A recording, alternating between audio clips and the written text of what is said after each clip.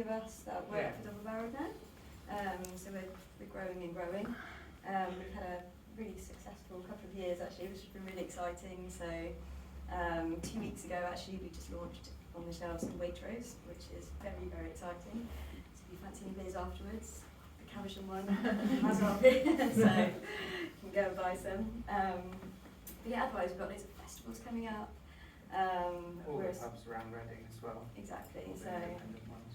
and yeah, we're basically going to talk through about 5 different beers tonight. We've got 3 in our core range, which is Rivers that you're drinking at the moment, Ding and Parker. So you might see a lot of these around Reading. They're very synonymous with us as a brewery, I think, aren't they? Yeah. And then we release about 2 specials every month, so we like to keep it quite creative. Everything from fruited sours to Imperial 8% stouts. IPAs, and everything crazy in between. But yeah, that's a little bit about us. Jim's going to do all of the amazing beer talk side of things tonight.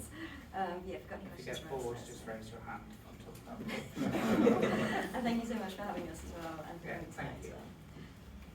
Cool. So yeah, this first beer that we're drinking is called Rivers. It's a style called a session IPA. So sort of the goal of this beer really is to just be able to sit, enjoy, easy going. It's not too strong, so you can have a couple and not feel the effects too badly. It's brewed very much in the house style of double barreled, so something I've really worked on refining over my career has been sort of juicy and soft and sort of refreshing, smooth, easygoing pale ales and IPAs. So this is just all of that but condensed into a small package. So with this beer, the style is sort of mainly focused on hops as a flavour profile, and so we use 2 very modern German hops when we're boiling the beer, and that gives it a really nice sort of citrusy foundation on the flavour. Then there's a stage later in the process where we add hops to the fermenter, which is mainly for aroma but also a little bit of flavour.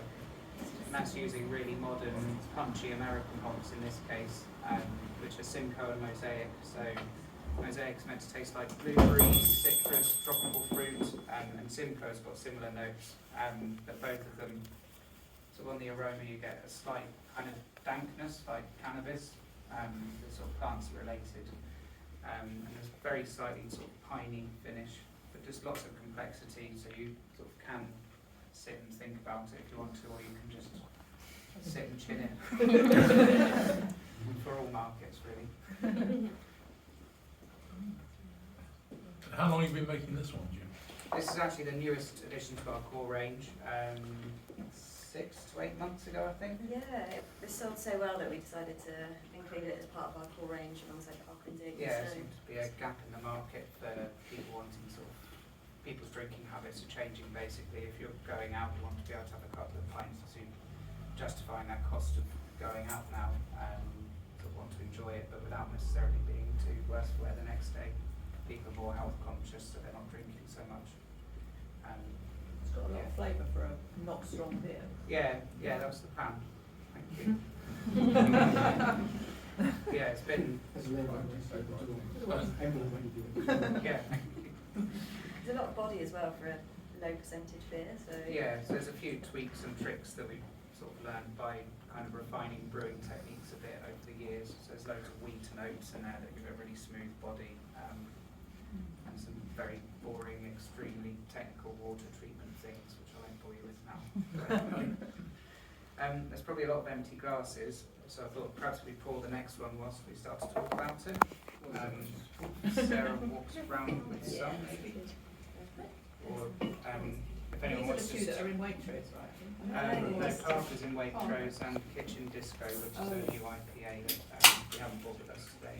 So Kitchen Disco is like an exclusive beer for Waitrose, so it's just going to be in there. But yeah, Parker's a bit of our hero product really, and yeah, that one's definitely on the shelves, isn't it? Yeah. Do you recommend anything in terms of food? I'm not very good at pairings, to be honest, but I like cheese and ham. Oh, I've nailed it then. There's some over here when you want some. Crisps as well. If anyone wants to come up with a glass that fancies it,